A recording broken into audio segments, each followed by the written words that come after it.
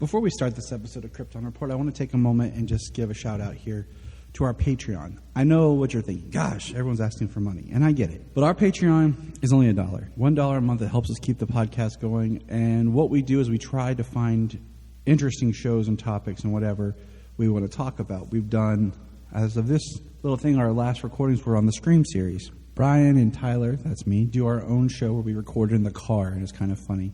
And we talk about pop culture or whatever is going on.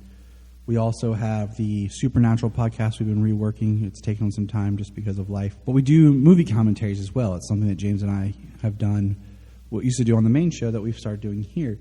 So for $1 a month on our Patreon, you can get those shows. There's at least 4 a month. Also, there's my movie pitch show that I do. But also, what we want is if you're a Patreon, you can come on. You can come on the main show if you want. Or if there's something you want to come on and talk about, we can do it as a Patreon special. So all I want is for $1 a month, think about chipping in, joining our Patreon, and you have a voice to be part of things. Follow the link in the link tree or in the show notes below, patreon.com/KryptonReport.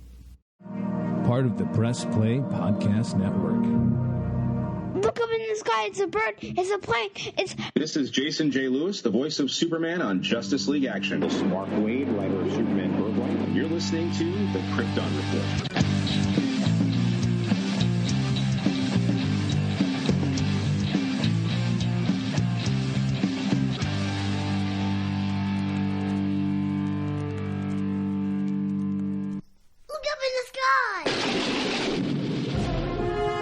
I'm here with the coolest kids in the world, Solomon and Selah. After seeing the Flash movie, I'm going to let them talk. I love the Flash. The whole movie was the best part. I didn't have a favorite part in the movie. That's why how good it was. And I love the movie so much. You guys got to check it out. And my dad farts a lot. I'll leave that, whatever. Selah, what did you think about Supergirl? I loved her, but I'm sad she died at the end. And so is Barry too. Barry too. I love Michael Keaton. He was my favorite one in the whole. Who's the other one? The other Batman? Ben Affleck? He was my favorite. I like Michael Keaton better. He was my favorite Batman and my favorite character in the whole movie. Okay. What do you think about Dark Flash? Dark Flash is really good, and he was great. He doesn't even want anybody to die. I say he's an anti-hero. Yeah, he wasn't a villain. What was the word that I taught you, Solomon? About a character that causes your protagonist issues? That's not really always a villain? Antagonist. Yeah, that's my boy. But he was, he was great. Let me ask you guys something real quick. I think he's bad. Did you guys cry at all? I almost. Fair enough. I All right. cried at the baby scene. Yeah. All And right. the dog scene. Because poor Papa. All right. Thank you, guys. So, before we go and see The Flash, I want to record this real fast just so that there's no issue. Okay. My current DC film connected universe films are as follows, starting with number 1. Man of Steel, Zack Snyder's Justice League, Shazam, Wonder Woman, Batman v Superman, that's my top 5. Then Aquaman, Shazam Fury of the Gods, The Suicide Squad, Black Adam, Birds of Prey. That's up to 10. Suicide Squad, Justice League, and the Wonder Woman 84. So let's see where The Flash falls in that. Here is the Man-Child of Steel, Mr. Bryan Peters himself's ranking. Alright, here we go. Number 1, Zack Snyder's Justice League. Number 2, BVS, 4 Man of Steel, 5 Shazam, 6 Aquaman, 7 Wonder Woman, 8 Shazam Fury of the Gods, 9 The Suicide Squad, Black Adam, Suicide Squad, Justice League, Wonder Woman 84, Birds of Prey.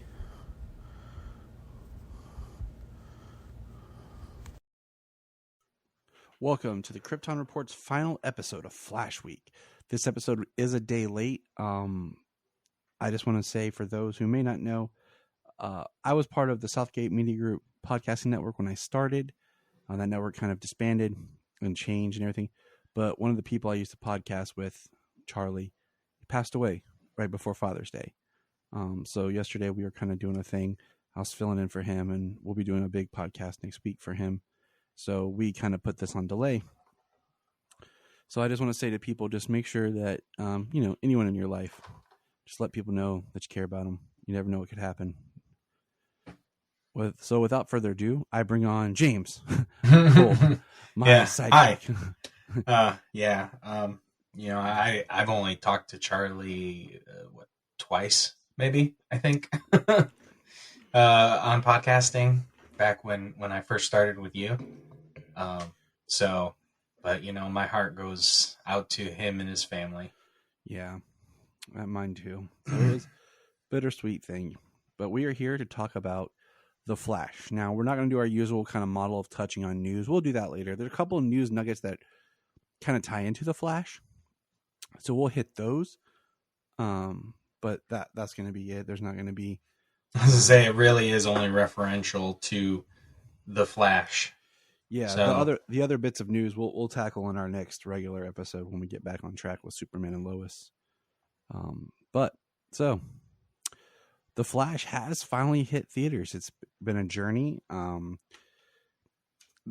The first thing is just some background. The original release, back when they announced all of this slate of DC films, The Flash was going to be released in 2018.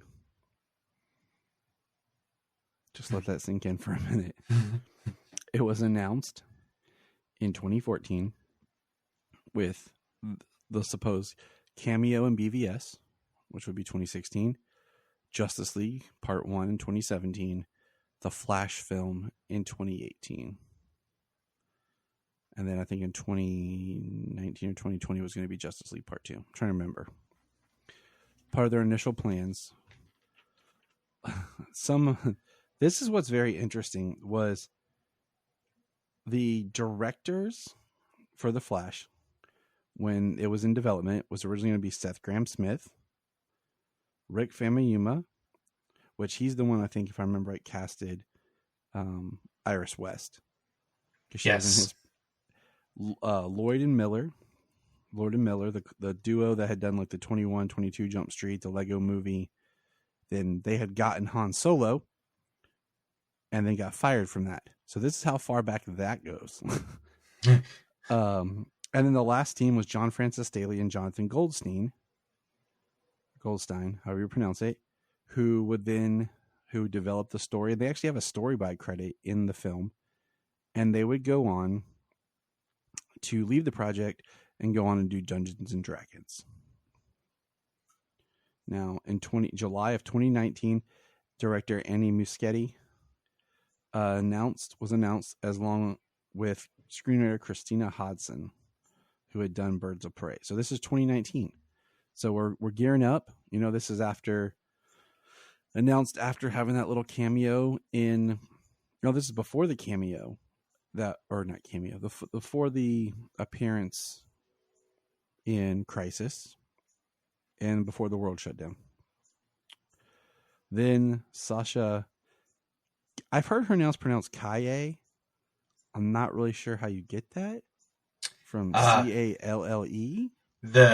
It's the sound that the double L makes in like Spanish or other South American languages. So that, is... It's actually a yes sound, the double L. So yeah, Sasha was announced in February 12th of 2021. So on my birthday in 2021, Sasha was announced to be Supergirl. And here we are, 2 years later from that announcement, we're finally seeing the movie. Near 2.5 years later. Dear Lord. Well, it's also interesting because that's the day she was announced, and then here they are. They dropped the trailer back in February. So just overall, the movie is not doing as well at the box office as... About 130 something million worldwide this weekend. I mean, worldwide at 130 30 million. I mean, that's a decent first weekend opening. But they are also probably doing like fan screenings and stuff. I'm going to say that this. Total. We're going to go on this. I think they did way too many fan screenings of this. I think those are people that would have gone. And I think, one, they should have only done the CinemaCon and then maybe like one fan screening like the Los Angeles, Chicago, and wherever, fan screening, test screening. They should have not done as many as they did. Because I know people that got into the early screenings who didn't like the film. And that's people whose money you could have got. So I really think they did too many fan screenings of the movie ahead of time. Oh, I'm sure that, and then any word of mouth that came from that. I mean, already it's hard to fight the negative talk that people give DC, even for good movies. Yeah. The negative talk they get, it really penetrates, Yeah, divisive cinema is what I said. Yeah. DC stands for. Yeah, these days, I mean, really, that's how it goes. I think they lifted the embargo too early for the reviews. Because then when that was lifted, people started saying stuff and more spoilers were getting leaked, but I was trying to dodge it left and right. Yeah, So, I mean, I shared the opening weekend box office today, and I was like, I hope it has some legs and a good word of mouth. Yeah. So to bring some people in the second, third, and fourth weekends while it's out, keep pulling in some money. I know that some of our other friends in their podcasts are currently recording their reviews and everything, and I just stated along with Anthony Desiato, I was like, I will not listen to anyone else's review until we record ours. Yeah, right. Because I don't want to go in either like my opinion swayed, or I don't want to go in and feel like I have to record our review as me defending what other people said. I've done that in the past, and I don't like that. Understandably so. No, this is for everybody, should definitely go see it. So we're gonna do what we call our quick non-spoiler thoughts. I do think. All right, so here we go, James. This is the first time I think we've ever reviewed a movie where both of us have seen it twice before reviewing it. It might be. I saw rare occasions do I get to go to see the same movie twice. Mm-hmm. And even rarer in the same weekend. So the fact that I got to see it twice this weekend, it was because of Father's Day. I was able to pull it off. Otherwise, I'd have got stuck going to see Across the Spider-Verse, which I want to see. Which is a good movie. Yeah, which I absolutely want to see. But I had the opportunity to see this the second time, and I really wanted to. So the first time we saw it, I saw it with Bryan on IMAX and the family. I posted the pictures of us, the whole family dressed in our Flash shirts and socks and everything. Y'all was decked out. Yeah, we was. We went at 3:00 on Thursday, and then Bryan and I went Friday at 5:00. You guys look like Sheldon's family when the Flash movie came out. We went to the Dolby Atmos because I've been wanting to go. Like it's like almost an hour away. Oh wow! But I wanted to go and check out the Dolby. And Bryan and I did that. And it was intense and sweet. The sound going and doing the Dolby. So that was cool. But yeah, I got my Flash light up popcorn bucket. Thank you, AMC. Well, not that it's a spoiler, but the sound for the Flash is pretty freaking sweet. It is. The sound mixing and the score. Yes. That is one thing I haven't got to do yet. I downloaded the score and I just have not got to listen to it. What do you call it? Just listen to it straight. Like I'm only referencing it from the movie. I haven't heard it without seeing the movie. I always like to listen to scores, and I just have not had a chance to just kind of zone out. So we will have Bryan. He was supposed to be with us, but because of life, he wasn't. So Bryan is like him and I talked in the car because we hung out on Saturday. And, of course, after seeing the movie on Friday, we talked too. And then he recorded his thoughts and sent them to me. So you'll be hearing Bryan's thoughts here later in the podcast.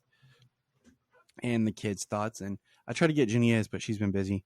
But she enjoyed it and liked it. Before we review, I kind of want to do this before we review it.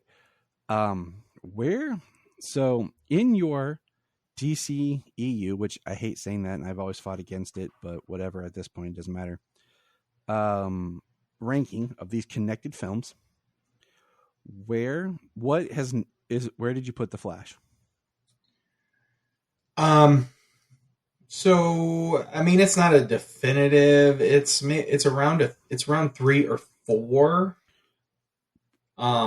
I think I would bounce back and forth a little bit between that and Wonder Woman as my 3, and 4, because I mean, the first Wonder Woman. So my top 5 is Man of Steel, Justice League, The Flash, Wonder Woman, and BVS. And that is, I my 1 and 2 are not going to change. But 3 and 4 will, I've been flip-flopping on that all day, because the 2017 Wonder Woman is just so damn good. The thing is, it is good, but I don't go back and watch it that often. It's literally only a little bit of the third act. It's only the final battle, really, that detracts from that movie for me. Other than that, the entire movie, I think, is just so good. So right now, my Flash is sitting at 3. There we go. We got him in the same spot right now. And my top 5 is Man of Steel. I'm making the argument for Wonder Woman, okay? No, you're fine, because my top 5 is Man of Steel, Zack Snyder's Justice League, The Flash, Shazam, and Wonder Woman. Ooh. Hey, that's a great top 5, too. You know what I'm saying? And there's certain ones throughout my whole DC ranking that will shift, but I enjoyed The Flash, and we'll get into it. On a letter grade, what would you give it? A letter grade, I would give it an A, B plus. Okay, I'm at a B. I'm just at a B at the moment. I think maybe sitting back, and watching again and again. Well, as soon as we jump into it, I'll tell you what made it a plus. That's perfectly fine. And this is going to be one that I'm I'm already excited when you and I do the commentary for this. Oh yeah, this will be another one that we'll probably do the commentaries quickly. And so yeah, it's going to be one of those because I thoroughly enjoyed it. The kids enjoyed it, and that's part of what matters to me. Now, before we get into all the spoilers, I do want to just a few things. Director Andy Muschietti, who said he hasn't done a whole lot of feature work. This is technically his 4th feature. His first being Mama, which is a creepy horror movie. I've heard good things. I have to check that one out. Oh, I watched it. I haven't watched it since it first came out, but I went and saw it. Then he did It Chapter 1 and It Chapter 2. And I really love Chapter 1. Yeah, Chapter 1 is great. And Chapter 2 is really freaking good, too. I need to rewatch structure-wise and everything. It's really freaking good. Not to be one of those people, but I feel like you could have taken Chapter 2, expanded some stuff, and made it 3 movies. Oh, yeah. Yeah. And I think that would have... Well, with the content in the books, they could have absolutely just made it into 3 movies. But that's another podcast. I said books. Book. And then he got this. So, and I do want to say this as we go on. This is one of those news bits that we said. He has been announced that he will be directing Batman the Brave and the Bold. So, it'll be interesting because of how many Batmans he's had his fingers on. He is, as of right now, the one director who is, besides anyone related to Batman 66, that has shot Batman in the daylight the most. Yeah, for real. You can maybe argue in Dark Knight Rises' final scene, but yeah, we got a lot of daylight Batman. But that's kind of just a little bit on him and just kind of where he comes from as a director. And if, I think before this movie, I still think, I don't know which is better at the moment, because I think It Chapter 1 is so good. If it's It Chapter 1 or The Flash, which one's his best work, but I don't know at this moment. That is a tough one. I might have to, just off the top of my head, lean towards It Chapter 1. And that's just because I've seen it more. But I don't know.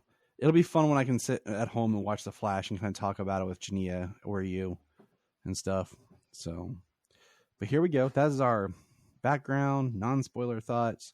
And now we're going to go into the film.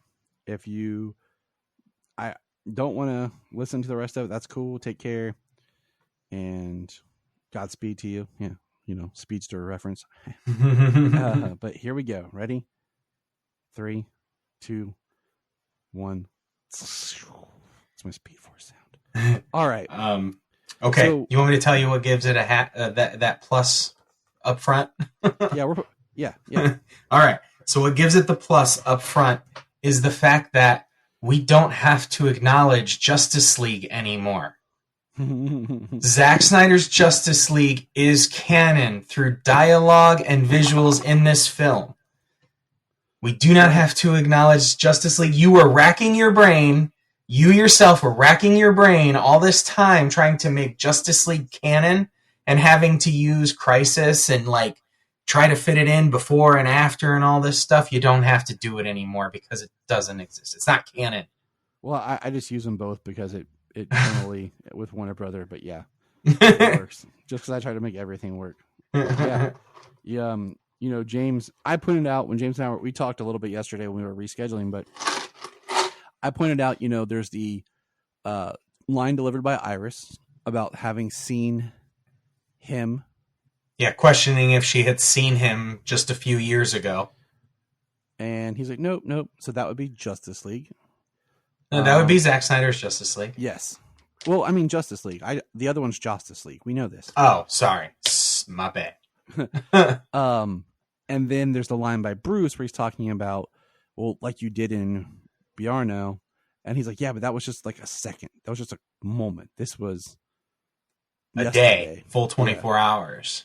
So those two lines. And then James, I saw this, but I didn't put 2 and 2 together. But James, tell them the other one that you. So after Barry decides and he's actually going back to save his mom, when he is turning back time, we get visuals from Zack Snyder's Justice League. We get Henry Cavill at the monument. But the thing that actually sets it is when the Flash runs into Arthur and they both crash into the steps, Arthur points over at the Flash and just gives him that finger and looks at him.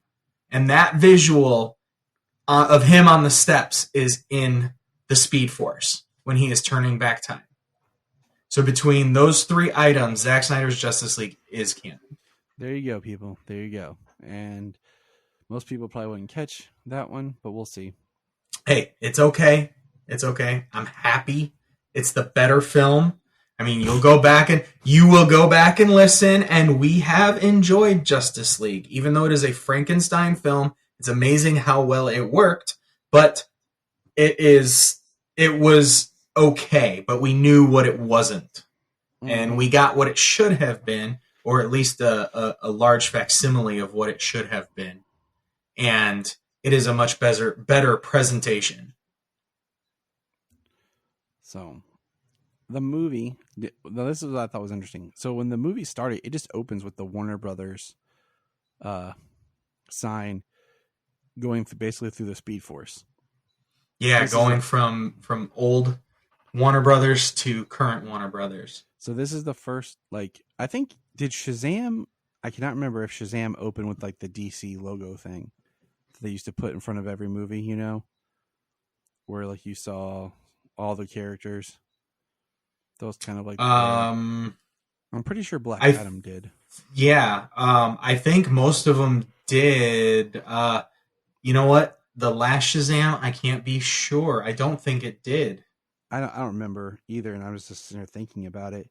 But I know, like most films have, but this one, it just stood out to me. And I was like, oh, and it was really cool. Yeah, Shazam. Well, My digital copy of Shazam does not. But, well, so for sure, I mean, coming up through the lightning, coming up through the Warner Brothers logos as it evolves through time, and then right behind that, going up through the DC Comics logos through time as it evolves through time until the current logo. Yep. So that was pretty cool. I'm not gonna lie. That was fun. Perfect for this movie. And it was just neat to see all the different things going on. And so it opens, and immediately, like from a directing, like it zooms in on a clock, and we see like it's 2 minutes past the hour, and Barry's in line. He's twitching to get his breakfast. He's got a really cool watch that shows how low his calories are for his metabolism.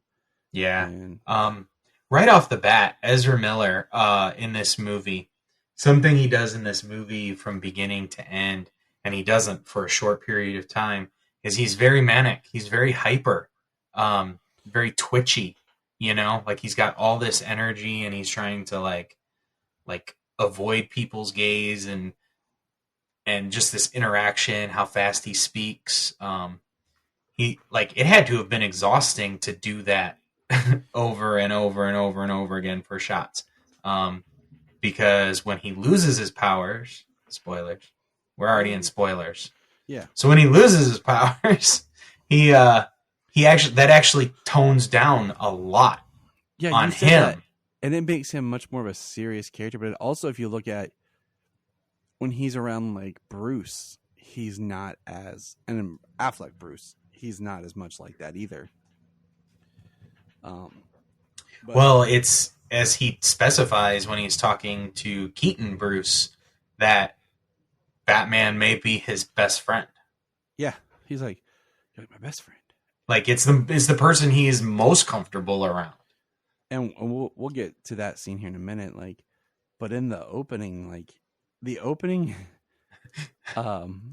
when he's trying to wait on his sandwich and Alfred calls him, which was great. It was great to see Alfred. I was stoked to see Jeremy Irons Alfred again. No, I don't count that as a cameo. Okay, that's a minor role. Cameos, people use that term loosely, not knowing what it means. Mm-hmm. A cameo is an appearance. Okay, not actual lines. That's called a minor character. I would say we have plenty of cameos in this movie. That's arguable. I only consider one special cameo in this film. And then, he goes in and changes, and he's about to take off down the highway, and we have like the zoom in on his face, the lenses come down, and then the title starts to show up, and it's really cool, and then it stops. And that's when you have the scene of the girls screaming, like, "Oh my God, Flash!" And he's like, "Hey," and then he's like, "Are you eating that candy bar? Can you toss it to me for justice?" Yeah, right. And then she throws it and it hits him on the head because he turned to talk to Alfred, and then he goes and he takes off and he goes back into the pose, and then the title comes on. And this is probably my favorite part in the movie. She kissed it and threw it. I know. My favorite part in the movie is his run from Central City to Gotham. Oh, that was sick. I loved it. Because I love the way it zooms in on like his boot and he just takes off, and it looks like he's moving so fast that he's like gliding. And the effects whenever he enters the Speed Force, like the way everything stretches out, the way everything is distorted and looks, you know what I mean? Like, yeah. It's everything when he's in the Speed Force. So, like, and it's the entire movie. I love the way that it looks. What do you call it? And he's running, and like just that whole scene of him running to Gotham. And then what's neat is he gets there, and so many of the scenes that we had theorized was maybe that's when Zod attacks in different shots. No, that's, terrorists at the beginning. And did he say Falcone's son? Yes. Yep. Okay, that's what I thought. because I did some. I guess it's supposed to be Alberto Falcone. Ah, look at that. Yeah, I was trying to pick up on stuff. That's a great pull. It'll be nice when I watch it at home with the captions on, just to catch stuff. Because this is the scene where we see Barry, moving super fast, and that we have the baby shower scene, as I've heard people call it, where he's saving people and the hospital wing's collapsing and these babies go flying and they're in the air and he takes off running. And as soon as they showed that the babies were stuck in that room, they went all the way up the side of the building, and then the babies and the nurse were stuck in the room. I was like, oh my God. I said, what are they going to do with the friggin' babies? And then as the building collapses and they go flying out the window, I was like, holy shit, what the? I'm like, Flash is going to get them, but it was just. Oh, I knew it. There was nothing going to happen, but I was like, oh my God. Like, I did not expect to have a half dozen babies, like 7 babies, go flying out of a window. Yeah. And, then he's like going to save them, and he's looking around and he's looking where they're going to go. And he sees like a sandbag get ripped by metal. There's scalpels flying. And he's just like, oh. And then what's neat is everything's super slow, but then it starts to speed up a little because you see he's getting low on energy. And you see this shot of him like dialing in, and he like jumps, and you think he's going to get the baby, and he jumps past the baby into a vending machine and just starts eating. Scarfing food. And then everything slows down again, Yeah.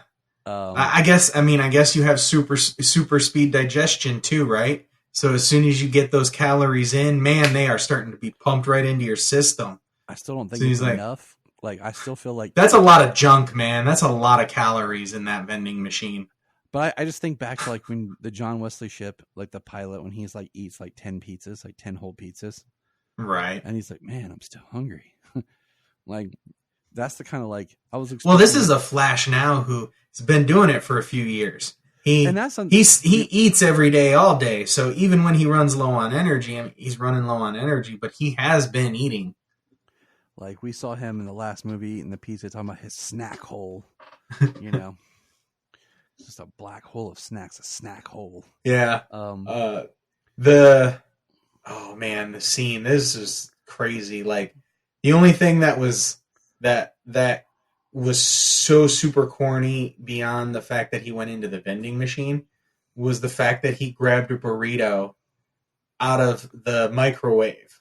Yeah. For 2 reasons. He used the burrito to knock away the scalpels flying at a baby, and he enclosed the microwave around the baby. Yeah, that was weird. I'm just going to say that's like the one I was like, that's a little weird. Well, to protect it from that flame coming off of the oxygen tank. Like, this baby was about to get roasted, and he used that to protect it. And one of the things that is really cool, the way they use and talk about his powers, the charge and the physics about not being able to really move people. Yeah. So, like, I think the only thing with those babies is because when the ambulance falls in before all of this is going on, he zips in there, and instead of grabbing that guy and pulling him out, he ties a fire hose around him so that the ambulance falls, but he doesn't. Yeah. So he can't just grab people and take them wherever he wants, and especially with frail newborn babies. That's why he has to like touch them and position them, and then I think they're falling, so he's able to like shift where they're at in the air, but he has to actually like absorb their inertia to softly set them down on that gurney as because he lines them up. Yeah, like it was a pretty crazy scene. And like, he gets them all, and then he's like, ta-da, and the nurse is just screaming, and he opens her microwave and takes the baby out, and she just loses it, and he's like, you should seek help. This is a traumatic event. The Justice League is not good at trauma yet. Okay. And he just takes off, and the scene I like was like, Bruce, where, when he's talking to Alfred earlier, he's like, where's Superman? And we get a backhead cameo of what would be Cavill Superman, like taking out a volcano. And he's like, oh, he sees him on the TV. He's like, okay.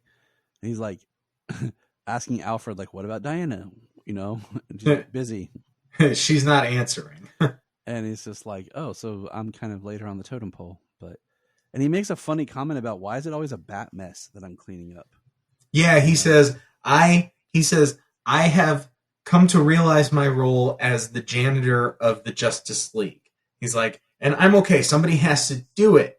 But he's like, I can't help but notice it's always a bat mess that I'm cleaning up.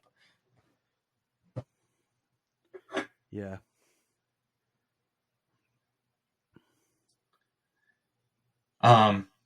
So I mean, like, that's the whole Flash thing. But as this is going on, Ben Affleck's Batman is chasing Alberto, and he's like, "Where are you, Bruce? Sounds like you're fleeing the scene." Oh, it was awesome seeing zipping through the town. Yeah, that Bat Pod is pretty cool. Highly versatile, very mobile, as it turns out. But yeah, he's chasing him down all through Gotham, and I love how Batman saves school children crossing the street by shooting out that big big trap to take out the tires, and they have to turn away from the kids crossing the street. It's like, it's all during the daylight. Yeah, I mean, I guess one of my negatives would be how much crap it looks like the bat suit has on it. Like, in some of the action, it looks pretty cool, but when he's just standing there in it, there's a lot of crap on that bat suit. Like, I'm not sure what this suit was designed for. Like, I'm sure there's an idea or a purpose as to why the suit was designed this way, which Batman has had so many different versions. I think it's kind of it's like the motorcycle version, you know? Like, because he's riding a motorcycle, like it's got like, but I don't know why, you know what I'm saying? Like, it looks more flexible, it looks more versatile, you know? Yeah. Like if you were on a motorcycle, kind of like how the Dark Knight suit was a little bit more like a motorcycle type suit. So, I don't know.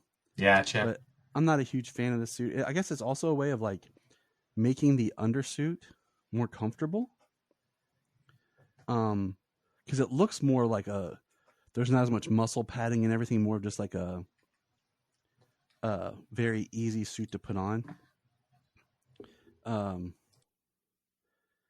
So,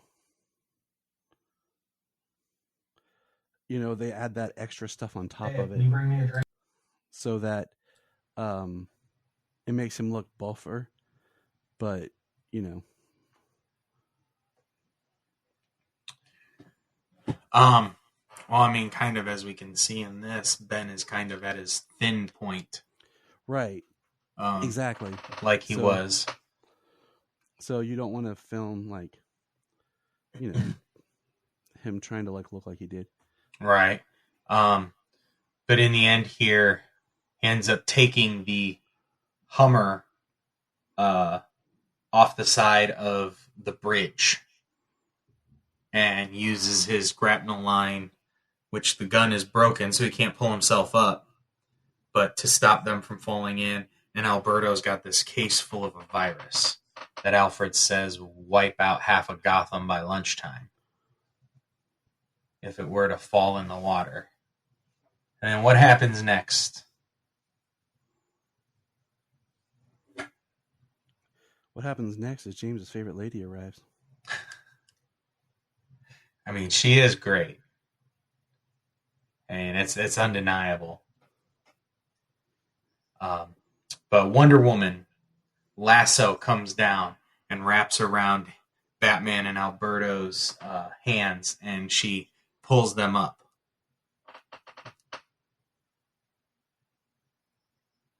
And I don't consider that a cameo.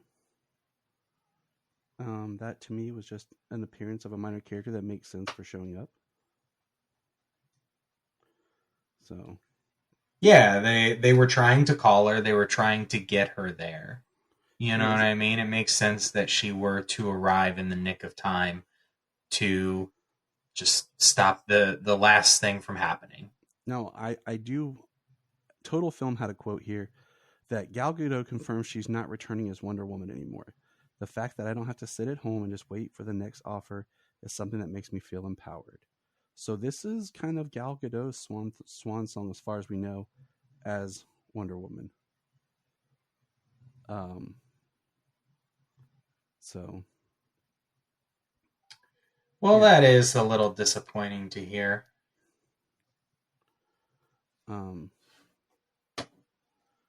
But I was like, I read that this morning. I was like, I'm keeping that because I think that's important to kind of bring up, and that's part of the news that I think is relevant to our discussion. Oh, that's not something I've seen. Yep, so. I shared it, but I must have missed it. Yeah. But then we get kind of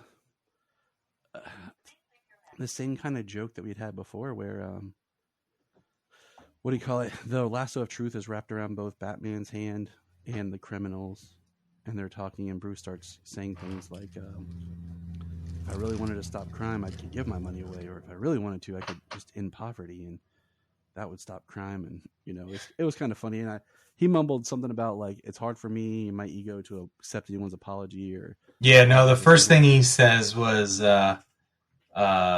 my ego won't allow me to thank anybody for helping. Something to that effect was the first thing he said, and then he started going into all that fighting crime and ending poverty, and then they had to, because Barry's been attracted to Gal Gadot from the first time they met. Everybody has. That's been like the thing. Like, everybody's been attracted to Wonder Woman. Exactly. So he shows up, and she has that effect on him. So you kind of know his mind's in the gutter. But they definitely proved that to you with the comment that comes out of his mouth. I laughed, but I also cringed a little. It's like, oh wow. But I mean, I guess as the movie progresses, if you consider the fact that he went into the system because his mother was dead, his father was in prison. He'd been this way. He was solely focused on trying to get his innocent dad out. He got his powers at 18. He never knew what he'd been worried about everything since. Mm-hmm. I mean, I guess it makes some sense, It's interesting because we're going to kind of we're not going to go beat by beat in the film. We're going to kind of jump around, but the next big thing is Barry's talking to his dad, and Bruce had got some footage that was going to help clean up. They cleaned up security footage to prove if his dad really was there, because the security cameras at the place were damaged. It was all grainy, and, Barry's talking to his dad, and it's like, you never look up at the camera, so we can't confirm it's you. And what's cool is Barry then like runs to the old house, and this is like the scene that we've seen in the trailer, and he's remembering like the last day where the mom sends him to get tomatoes, and it's a really emotional scene. And then he just like, his dad gets disconnected, the call from the prison is over, and collect calls only last so long, especially from prison. And he starts running, and it's a really awesome scene. So, yeah, it's a great scene. Seeing the memory, the family interaction. Showing us some of how smart Barry is about with the mathematical solution, or how many mathematical problems can you come up with that equals a certain number? So, and this was the scene that set up, the next cut is when he's talking to Bruce about going back a day, because he goes back and he sees himself with the babies. And well, actually, the scene's actually really important before that. When he talks about that math problem to his mother says, sometimes there isn't a solution and you just have to let go.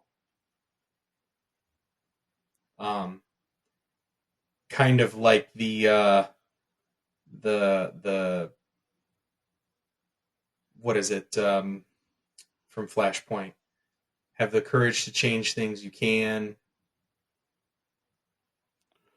Yeah. Yeah, that whole thing. It's kind of their version in this. Is that not every problem has a solution.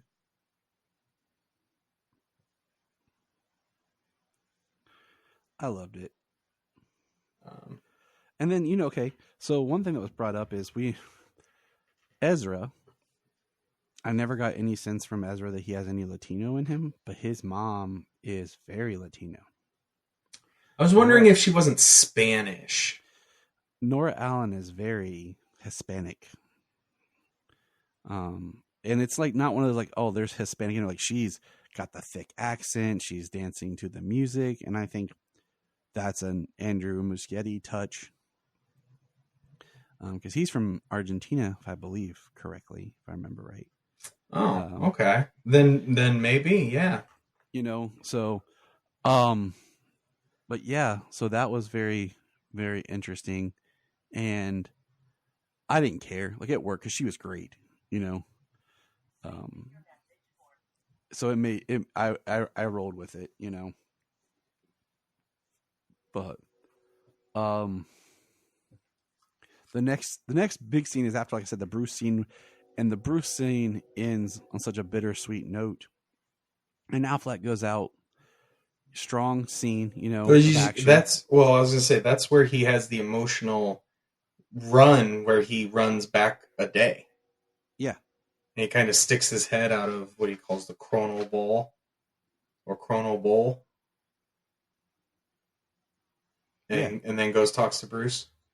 Yeah, did you say it? Yeah, sorry. It must be. Maybe there's a delay or something. I don't know. But yeah, because that was what I said. The dad, it hangs up. The click call hangs up, and he starts running.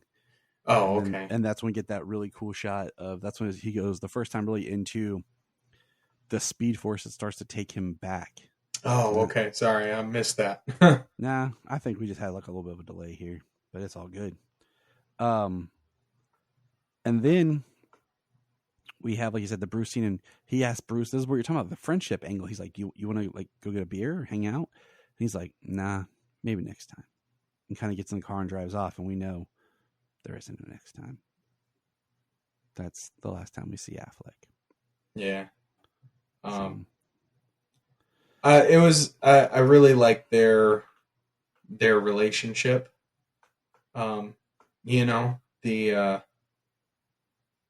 Just how straight he keeps it, how honest he is, how honest Bruce was about himself, and how important certain events can be.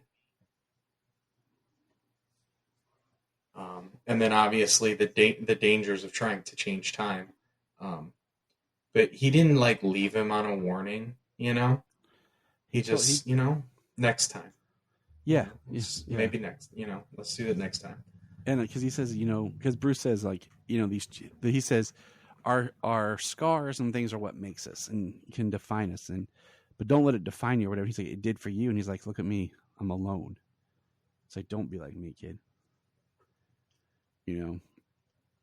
And well, yeah, I mean, his version of Batman, the way he's come up this whole time, ultimately, for the majority of his life, he's been alone. Mm-hmm.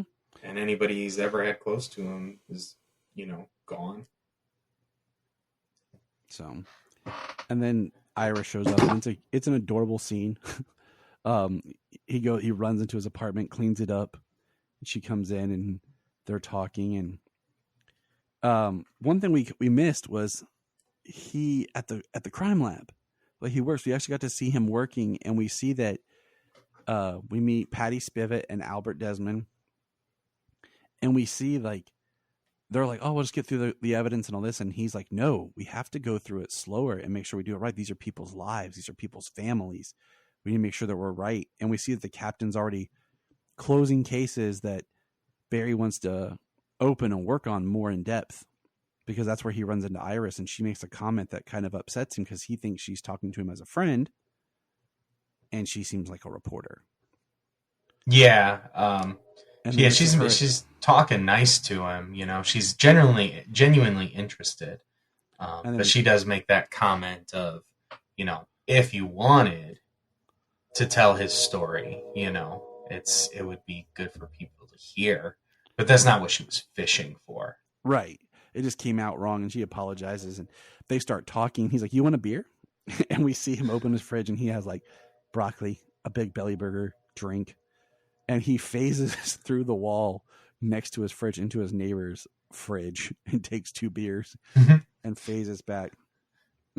I love it. Then he's sitting there just like looking at her intently, and he opens the beer and it explodes in his face from vibrating. It was so funny.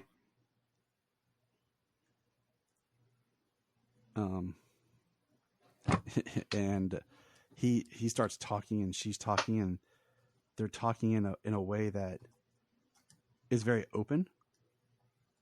And it's funny because that's when he gets the idea to go back, and if his mom doesn't have to get the tomatoes, the can that she forgot to send his dad for, then his dad his dad would have to be there. And yeah, so what do you think about that? Like, just the insignificance of the tomatoes. You know, I liked the idea of, you know, trying to do something small, changing a minor detail like that. I loved it because there's the line that he says later. He goes, 3 lives ruined over a can of tomatoes. And it shows that something small, insignificant, that you didn't think of can have ripple large effects. Yeah. And I think it's a pretty good writing, and how things move through the story. I think it's done very well. Absolutely. I love the idea he has. I love the execution that he has.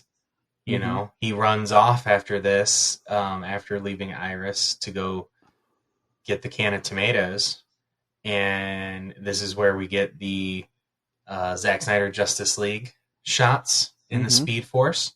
Then he keeps going back to that day, and he goes to the grocery store, and Super Speed grabs a can of tomatoes and puts it in the cart. Says, "Don't forget the tomatoes," and tells his mom, "I'll see you soon." And then he runs off. He starts running back like, "Please work, please work, please work, please work." Yeah. And then all of a sudden we see Dark Flash emerge. Well, what we get to see is like his life, what would have ended that day. His mom is there, his dad's there, he's having birthdays, 10, 18. And then Dark Flash appears. And punches him, knocks him out of the Speed Force right in front of the house. And this is the scene where he steals clothes off the neighbors to not have his Flash suit on. And that was ridiculous, to steal old people's clothes walking down the road. Yeah. That was absolutely ridiculous. At first I thought he grabbed like extra clothes they had, like the sweater and stuff. And then I thought, he doesn't, like, when he puts on his costume, like the way he changes, like, where does his regular clothes go? Do they just get left on the ground wherever he's at? Yeah, I guess so. Yeah, they'd have to. I mean, like, Peter Parker has to web his up on the building somewhere so he doesn't lose them.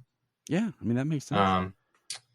But he stole the old woman's sweater, the man's pants and shoes, and then comes walking in.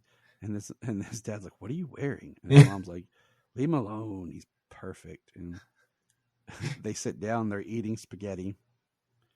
And it's just, he's like, maybe tomorrow we can, you can go push me on a swing. And that's weird because I'm a grown adult. And, like I can initiate my own momentum on the swing.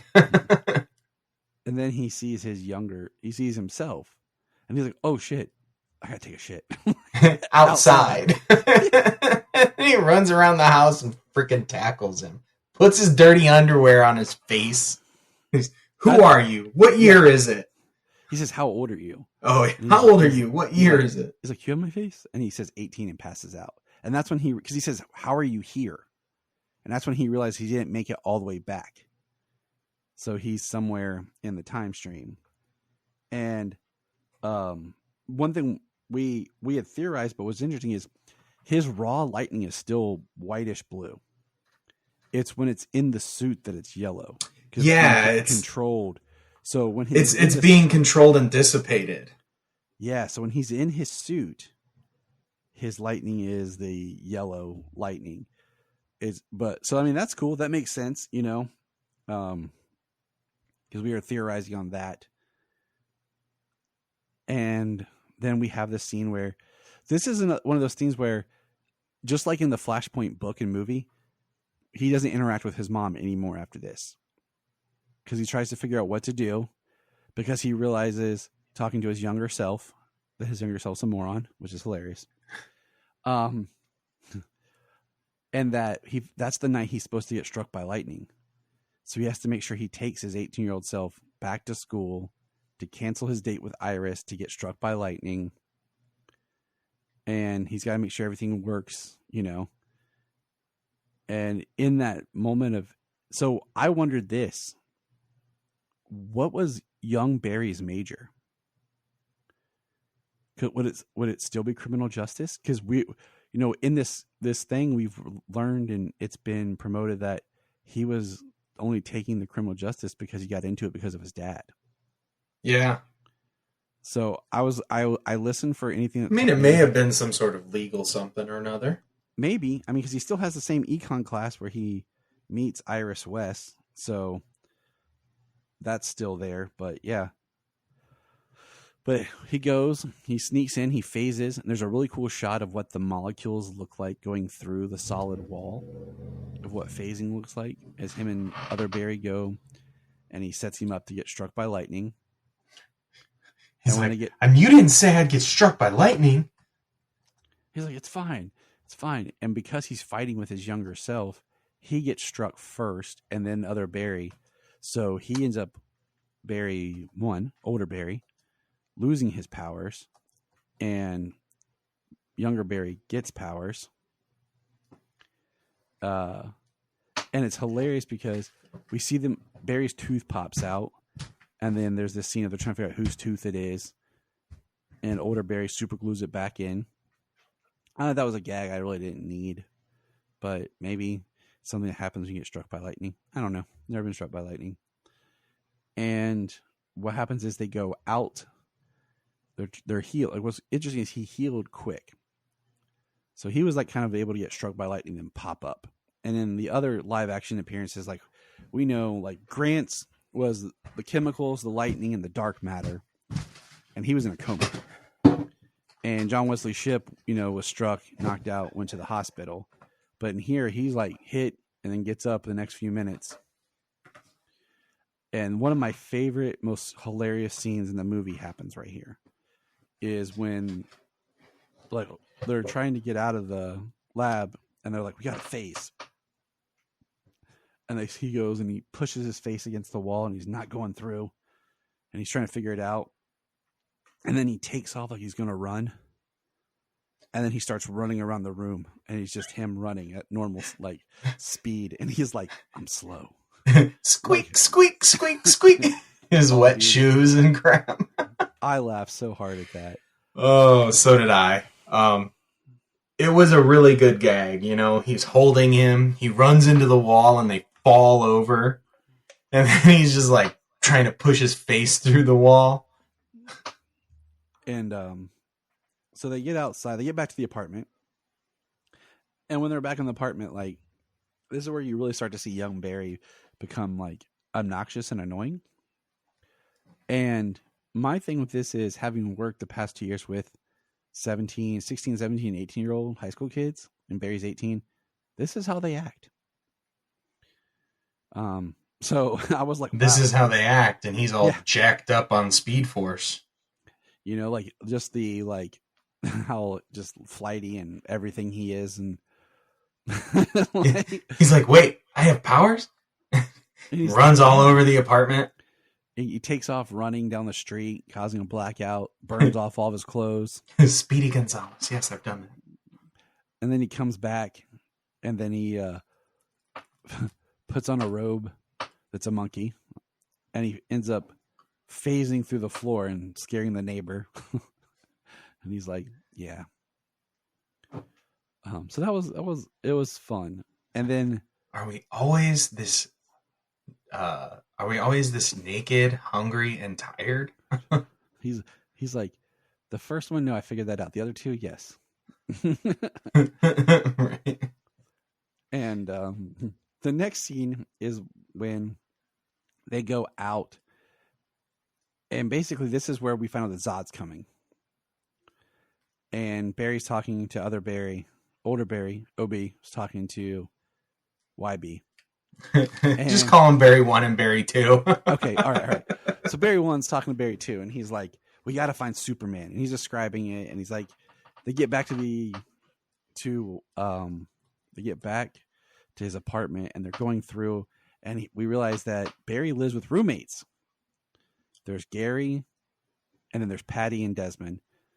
And this is probably one of the biggest jokes in the movie, where they mention Back to the Future, like, oh man, Eric Stoltz. And he's like, why are you mentioning Eric Stoltz? Marty McFly is not played by Eric Stoltz. Yeah. And like, oh dude, totally. He's like, what about Marty McThigh? I don't know what to say to that. That's the wrong part of your leg, and it's upside down. That is probably the joke that I could do without, is the Gary stuff. It is. Me too. The only thing, it was hysterical the way he did that. Like, he held it up. Like, I'm like, okay, so is that your position of how you always reveal that tattoo then? Because and for anyone who doesn't know, is Eric Stoltz was originally cast as Marty McFly, and there's some footage that you can see. There's some pictures behind the scenes, but he, like, when his characterization was, he played Marty as a tragic person, and he's even on record saying that Back to the Future, the script, is a extremely sad drama because it ends with Marty coming home to a world that he doesn't know, and that everything he grew up and knew is completely gone. It's a whole new world that he's no longer part of. And that's how he played it. And they were like, no, that's not what we want. But there's the quick line of dialogue where they're like, Michael J. Fox from Footloose? No, that's Kevin Bacon. Kevin Bacon, like Maverick, the gay volleyball player, pilots. No. Top Gun. Great Balls of Fire. And then they say like one more. Because it's like, everybody's wrong. He's like, I completely broke everything. It's like, I created a world without metahumans. Yeah, this is actually right after he's trying to search for them. Like, he looks for Victor. Victor's around, but he's not a friendly Terminator. He looks for Wonder Woman, and he finds nothing about Diana. Yeah, that makes sense. Yeah, I mean, she wouldn't have been revealed at that point anyways. Even if she existed. And then he looks for Aquaman. He finds Tom Curry, which gives us a really funny joke. He's like, "Can I talk to Arthur?" So, you want to talk to my dog? We see a dirty ass dog, man. And it's like, your wife's the Queen of Atlantis, and he looks over and it's just like, not the Queen of Atlantis, just boss lady. He's like, no. He's like, this isn't funny, and hangs up on him. And he's like, oh man, what do I do now? That's a very interesting point, and that we'll get to later. But with Arthur, it's very Flashpoint too. That's the thing about this movie. This movie is extremely Flashpoint. I freaking love how much it is Flashpoint. He's in he's in this timeline that ends, that the world ends. Yeah, just this time it's by Zod. Yeah. I mean, I think we were going to get there as we expanded on it, but I was just saying, like, at this point in the movie, like, it's very Flashpoint, but they utilize what's available within the DCU, I think, to pay homage, because if you tried to do the Atlantean and Amazonian War, I mean, that would be just like, it would take a lot of focus off of the story, I think. Right. I would never want like a 1-to-1 translation in live action to Flashpoint. Yeah. It's such a downer, and it's like the nightmare in itself, And this is like Flashpoint, the same way that Civil War in Marvel's like Civil War the comic. You hit the high points. It fits within the MCU. It fits within the DCEU. I think it's so Flashpoint, and it's really good. And so this is where we go now. He's going to find Batman. And I thought about this. He goes to Wayne Manor, and it's there. Ben Affleck's Wayne Manor was burnt down. So for all we know, it was the same house as Keaton's Wayne Manor. You know what I'm saying? Yeah. And the facade looks a little different, I think. A little bit, but you would think about it's burnt. And burnt to the ground. And we only see it like in the background on a certain angle, so it could work. We only were in one side of the Great Hall, and it looks enough like the big hall, So 6 chairs and room for more. So, but he goes and he's walking through the house, and we have long-haired, sweatpant wearing Bruce, and he ends up attacking Barry and kicking their butt. And there's the great callback to he throws the frying pan. It's the same kind of scene as in Justice League where Batman throws the Batarang and Barry catches it. And the next scene is, I love this whole scene, Barry's getting his butt whooped. I love the cutaway to basically they cut away to him like where they've already explained it to him, and he's like, you guys are the same person, but you're from another timeline. And he's like, yes. And then Barry goes... I like that they cut out the explanation. They just boiled it down to, he understands this now. Yes, I loved it. I love that. And then what I love is when they start talking about how time travel works here. Yes. And they use spaghetti, and he talks about, when you change time, like it moves forward and backwards. It just doesn't, it's not like linear, which is hilarious because he's like, time's not linear. You probably saw a movie. And of course, everyone grows up with the Back to the Future idea of time travel. Well, also, it is described on Back to the Future. It is. That's how they show it. But more recently, a lot of people would know that's how they described it in Loki and Endgame, where the branch came off. Yeah, and that's how they snipped the branch, to kind of keep it. They didn't discuss how, but in this one, how he talks about the time isn't linear. It doesn't just continue to go forward. You create a new timeline, but that goes forwards and backwards. I think new future, new past. A little bit betterly explained than what they tried to pull off in Endgame. So I'm just going to leave that where it is. Well, Endgame had its own version of time travel and consequences and rules that I felt that they stuck mostly to the way that they kind of described them. And they definitely made it different than, say, your Back to the Future. And I know in this movie they reference Back to the Future a lot, but this also makes time travel different. Yeah. Having that different future and different past. The other thing is, talking about time travel, I got a very strong Ted from Bill and Ted's Bogus Journey off Barry 2. Like his outfit, the way he acted, very Ted-like. So Back to the Future, Bill and Ted's Excellent Adventure, another time travel movie. So They didn't do anything with the consequences of time travel, though. There was full interaction. It didn't matter. Oh, no. take people out and take them back. Didn't matter. So, but this is a great where he talks about certain people and fate. Because he said, "You had an Alfred. My Bruce had an Alfred." And yeah, the way he discussed the multiverse by dumping wet spaghetti in a pile. Spaghetti is very prominent in this movie. I'm not going to lie. After I saw this movie, I made spaghetti for dinner. That's what we had. I was craving some spaghetti. Excellent. But we move forward to where Bruce agrees to help. And we have a really great scene.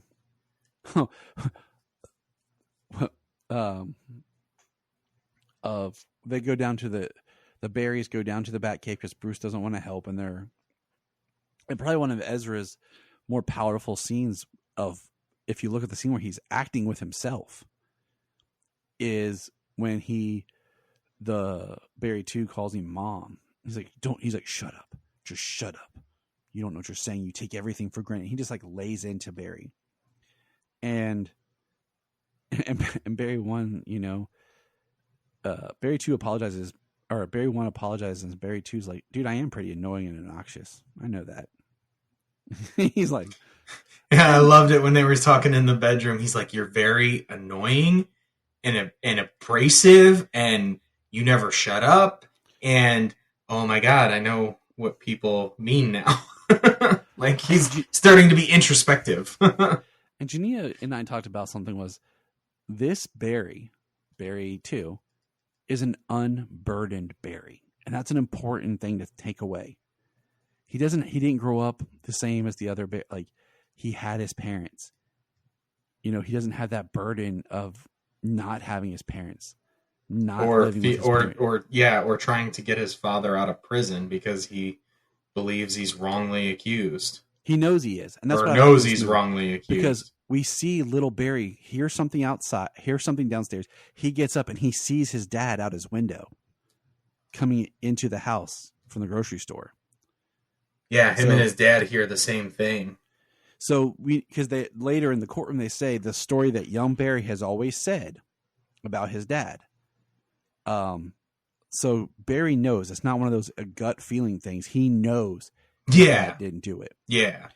But that's an important takeaway because of where Barry 2 goes. This is unbearing, carefree, light. Like I don't have a care. Why not enjoy these powers and have fun? And he makes a good point when he's arguing with Barry 1. He's like, dude, I've done everything you've asked. He's like, I've just gone along with you. Yeah. And you know what? Crap. I don't mean to cut you off in the middle of that. I just don't think we talked about Barry talking about his time in Metropolis. Because he talked about that with Barry 2. Yeah. You're right. We didn't. And that's when Barry talks about, we find out that he appeared in his proto suit because we were wondering where this was during Zod's attack on Metropolis. So now we think about during Bruce, Zod's attack. Yeah, Bruce, Superman, and Barry were all in Metropolis at the same time. And I found that, really cool because it makes Zod's attack an even more important point. But we see that Barry had just gotten his powers and he goes to help someone. But when the beam goes down, he gets lifted up and he can't move. And he's able to save one kid, but he's not able to save the kid's dad. Yeah. And he's like, I couldn't do anything. He's like, but now I can do something about it. Yeah. I think the idea here is the save one idea, Mm-hmm. like one of the few good, like rewritten lines, one of the standout lines from Justice League. But I think here, save one. I think here it's more impactful because this is Barry learning it for himself. He was able to save one person and he knew he had to do and be better. But that's where it started. So it was a really good scene. Like, it was a really good moment. And I feel, okay, This is not a knock against the film, but I feel like one of the things against this film for me a little bit is in this middle scene, we lose a lot of flash action. Mm-hmm. We have the great big, opening scene. We have the time travel scene, and we have little things with, Barry too with his powers and stuff. So little speed things, but next we go into Keaton helping them suiting up and them going to Siberia to find Superman. And it's very much the bad action scene. And I'm just like, dang, like I realized like I wanted some more flash action, but I'm not complaining. You know what I'm saying? Yeah. Like, I just, from 2 watches, like you kind of realize, like, okay. And we go to Siberia. We've seen a good bit of this, scene in the trailers. If you piece it together, it's a great action scene. The best Keaton action scene ever. Without a doubt. I mean, hands down. But the earlier Batman scene and then this Batman scene really gives me hope about Andy Muschietti's Batman Brave and the Bold. Now, one thing, okay, I agree. It shows that he can build dynamics, characters, a team, and do great action and have fun.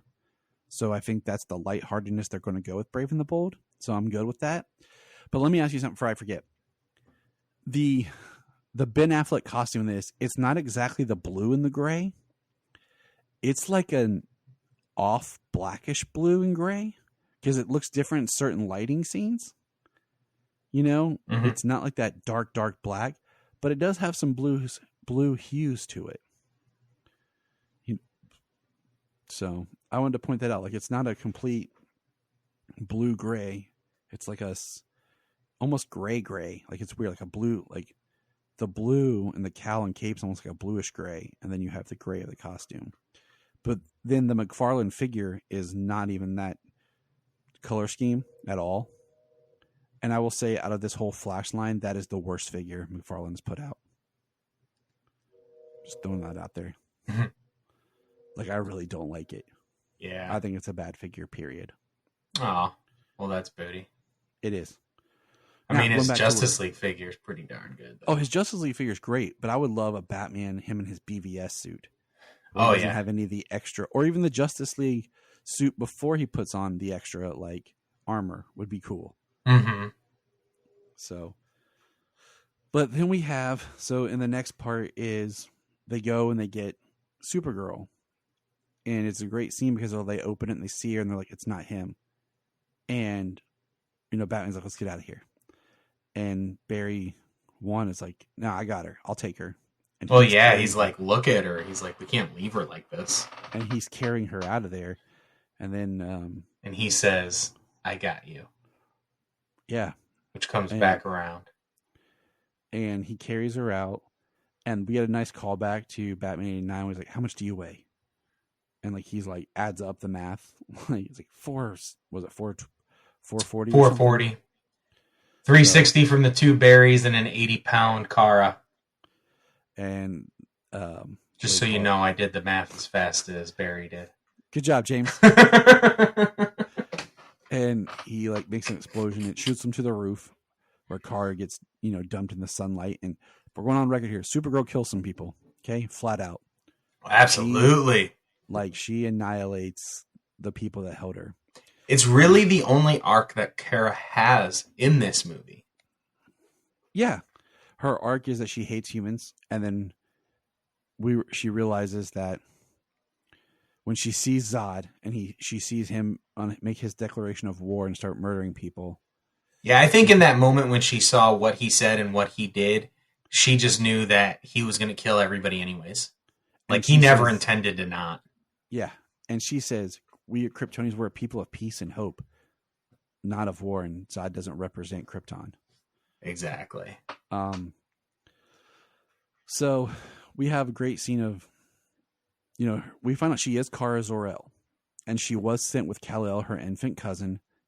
Zod tracked her pod. Yeah, we did question as to how he got to Earth. Right. Without the beacon being summoned. So that means to me, like, you can, if you wanted to, you can have it that maybe two options. Kara's pod is still in space, or Kara's pod did land and it is in Siberia, even in whatever the modern timeline is. Because I read today also that Sasha met with Gunn and Safran about continuing as Supergirl, because everyone's pushing it for her to be the Supergirl Of Woman of Tomorrow. Yeah. And what was your feelings towards her? I think she did great, just not enough. I think she did great. I think her performance was really good. I think she represented very well that she grew up Kryptonian. That she was different than Clark. That she was Kryptonian first. Yeah. I think she represented well. She performed well. Her action sequences were great.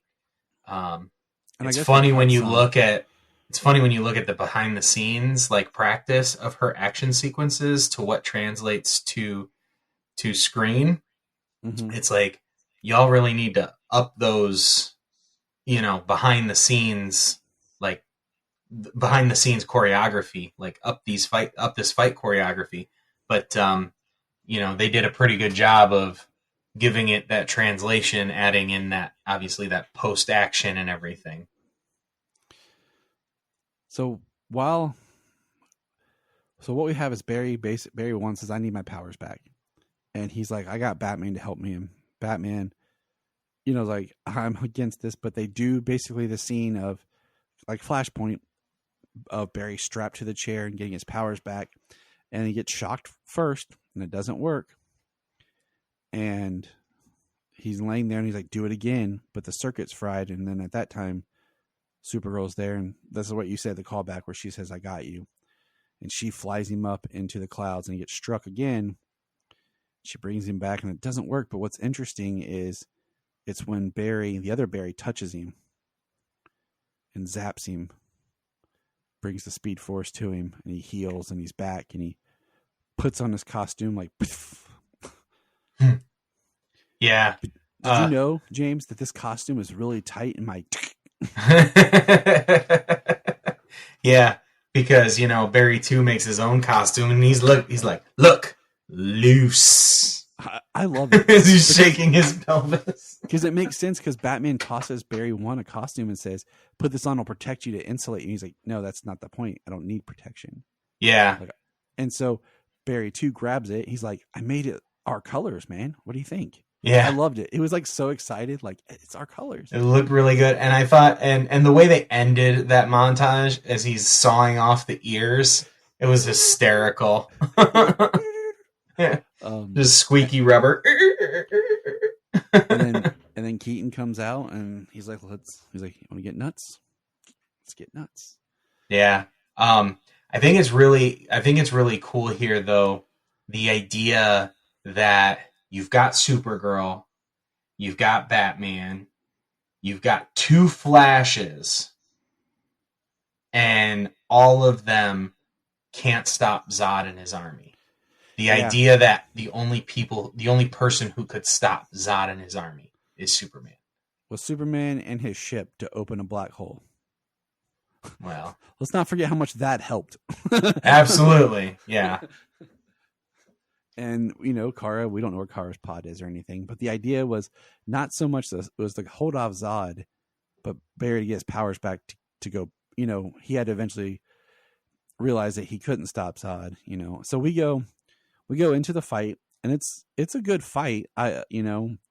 We have Kara fighting Zod, and this is where we learned that Zod found the infant Kal-El and basically was looking for the Codex, and the Codex, I guess this time, is in Kara, and they kill the infant Kal-El. So Kara's just pissed and just starts fighting Zod. Well, I mean, maybe even in the original timeline, Kara, the Supergirl we know, the Kara we know, existed thousands of years ago. There is no Kara when he goes to Earth. It's Kara can be very easily retconned into however you do if you were going to do it. I mean, if you were to continue that, yeah. And we'll get there in a little bit. But the fight is, and basically the fight's great action, and I won't spend every second describing it because we're gonna, as soon as this thing hits digital home, we're gonna do a commentary on it. I don't care. Yeah, it'll be the second fastest commentary we've ever done. Yeah, it might be probably second because they're probably gonna hold this one longer, depending than others. We'll see. I mean, as long as we get as long as it gets those legs. The box office, if it gets those legs, probably. But if not, they'll do. I'm hearing that September, the first week of September, will be the physical home release. That's what I heard too. And it might be in 30 days. I mean, but 30 days has been kind of the thing for a lot of movies, though, recently. 30 days, and then it's digital rental and digital purchase. So, James being summoned to fight crime. He's back.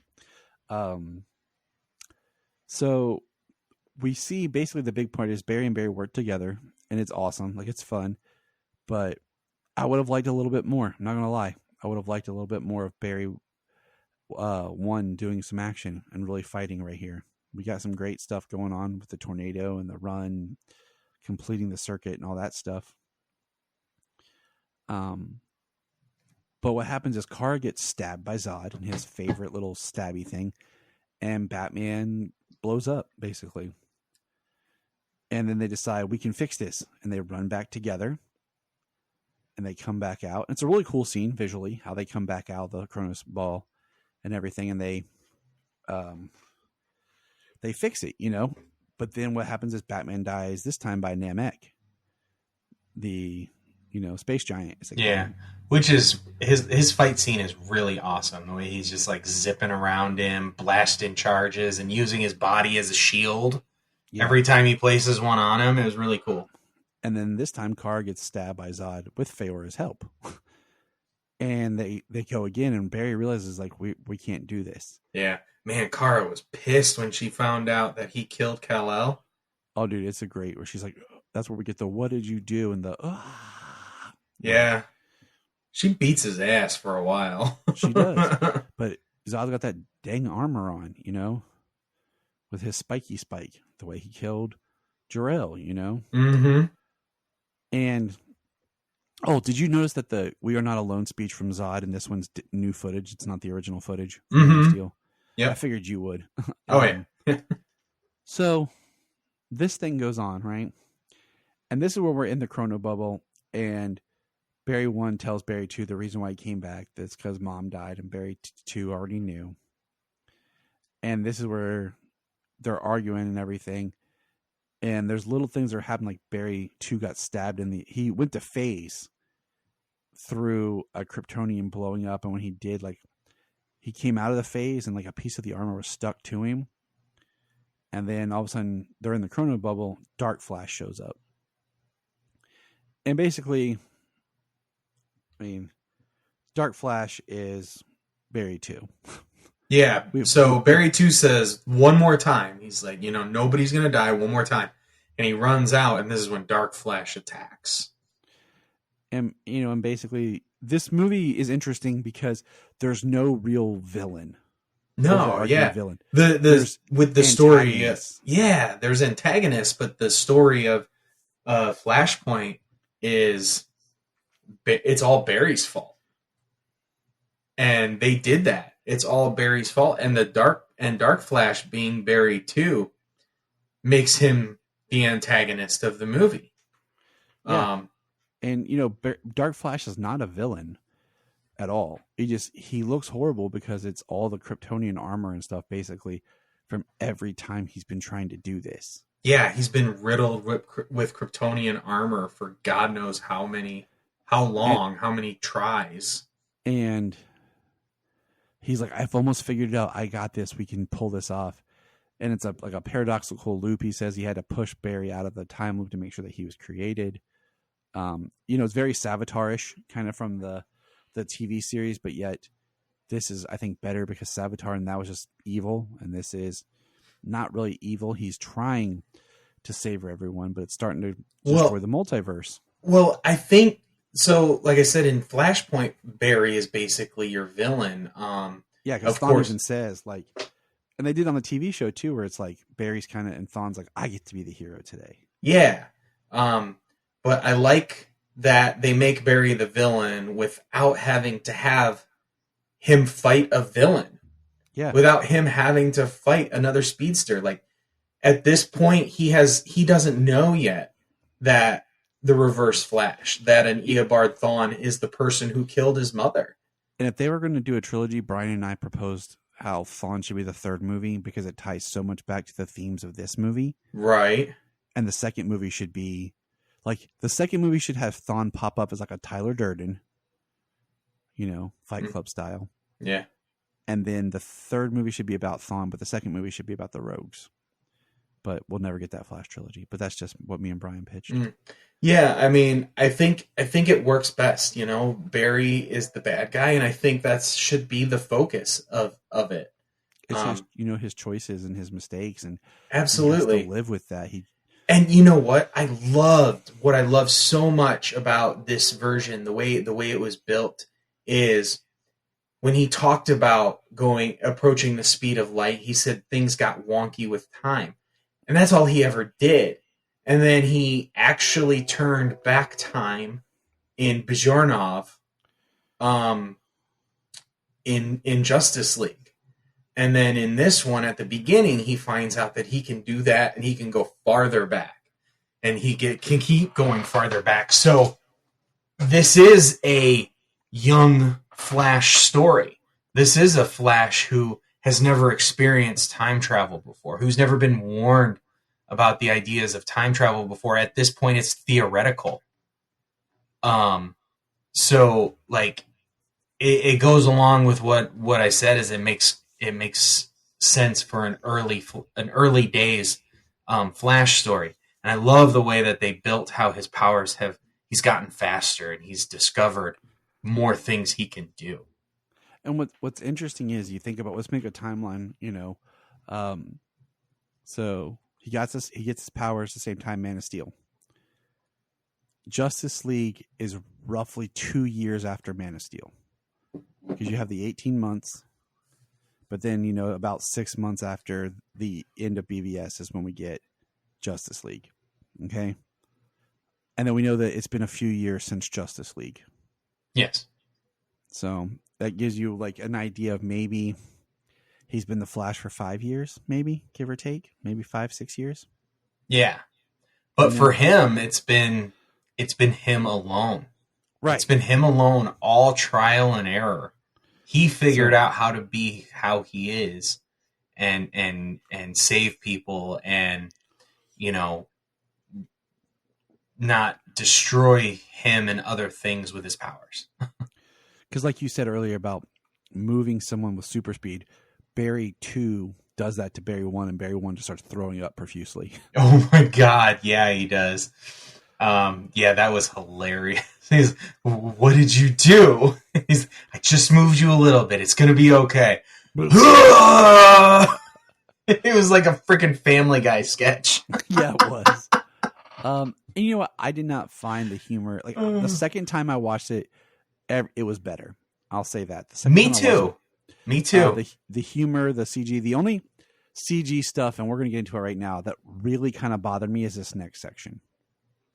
But I understand the rationale is like he's still in the Speed Force and viewing everything from the Speed Force. Yeah. But my thought is still I would have liked this. I feel like this is where they kind of dropped the ball a little bit. Is we see the spinning universes coming towards and crashing, and we look up, we see, one that has like a George Reeves Superman, an Adam West Batman. There was a George Reeves Superman. There was a Jay Garrick. Yep. Then there was an Adam West Batman. Sense. Jay Garrick made no damn sense. Why wasn't it John Wesley Shipp? Yeah, it should have just been John Wesley Shipp from the CW. And this is in his Jay Garrick suit. You could have had just a lot of blipped images of the different DC heroes. I mean, we just recently watched how they did it in Titans, where Garth was looking at the multiverse through the red. Yeah. And I feel like this is the weakest part. of what the multiverse and what should have been like the big, Right. like cameos and seeing the DC world and like. Right. So I think, so the only part that annoyed me, and I don't even want to say annoyed me really in so much as it didn't like annoy me. It's like the first time I saw it, I was like, Henry Cavill's silhouette, and then he lands and it changes into Chris Reeve, and it changes into Chris Reeve's silhouette, and I'm like, those two are not the same. But Right. so the Chris Reeve in my first viewing got a loud ass cheer. So it was cool, but it would have been better if it was just footage from a film or something. Like it looked like a CG model, it did, and then we got Helen Slater. So it is the only time that we've gotten Helen Slater and Chris Reeve on screen at the same time on the same world. Yeah, and that's why. Okay, that's another piece of evidence that goes to my online debate that I had. That I have officially said that to me, Brandon Routh is not the continuation of Chris Reeve's Superman anymore. He is his own Superman on his own Earth. I agree. Because, the original plan was for Brandon to continue that, but we now live in the multiverse world with all these projects overlapping and everything. So Brandon's appearances are his own Earth. Superman 1 through 4 plus Supergirl are their own Earth, because this actually puts Supergirl and Superman together, which Brandon Routh never did. So there you go. There you have it. Brandon is his own Superman. He's not Reeve continued. Even that he's in a Earth that is close to it, so they share a lot. Yeah. But like I said before, Bosworth isn't playing Kidder. Sam Huntington isn't playing Mark McClure. Right. So we had some of this discussion about how these things grow and evolve and the differences, and a behind the scenes intention does not actually translate to what canon is. Just like in my opinion, the behind the scenes canon, that one of those headstones in BVS is Dick Grayson, doesn't make it so, because you never saw a headstone that says Dick Grayson. All you have to do is show that headstone saying Jason Todd, and it's done. Right. You know what I mean? And that's just like in the same world. That's not splitting hairs over the multiverse about how Chris Reeve experienced 3 and 4 and Brandon Routh never does. And he experiences more of a Kingdom Come style Earth, a Kingdom Come style future. So that's the same thing as like the Schumacher Batmans are not the same Earth as the Keaton Batmans, the Burton Batmans. Originally, it was all the same, quadrilogy. Mm-hmm. Now we've separated them into different Earths.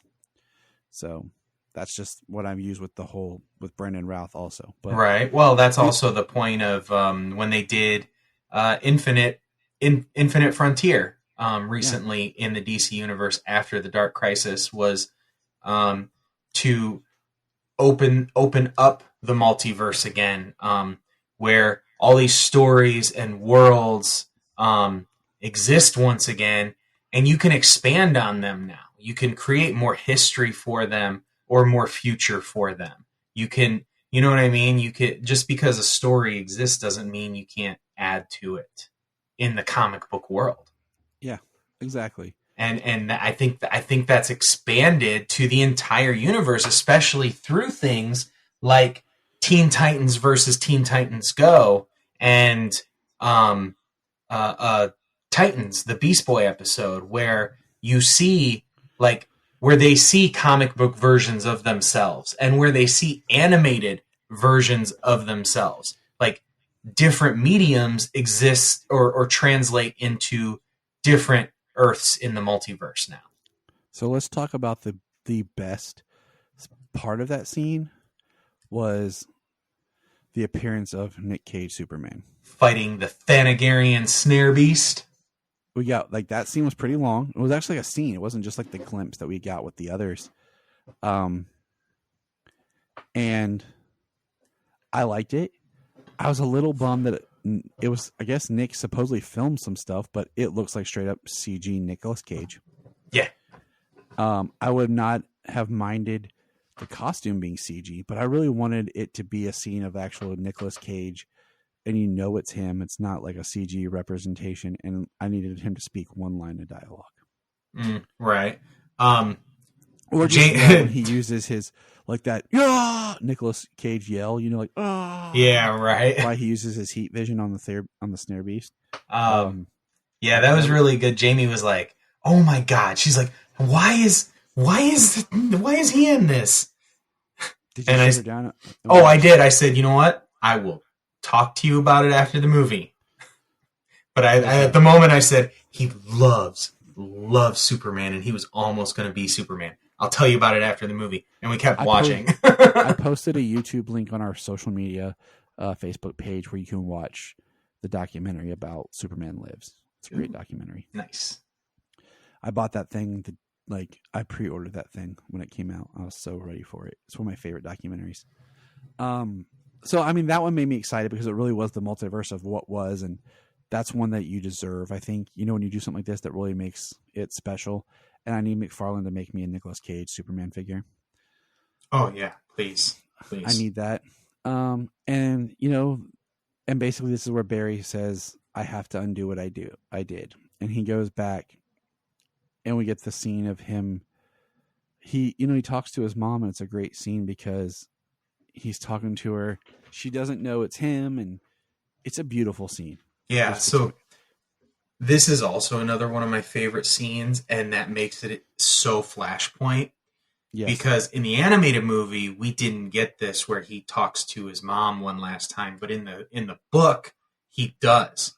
In the book, before he goes back to change things to stop himself, he goes and talks to his mom and tells her everything.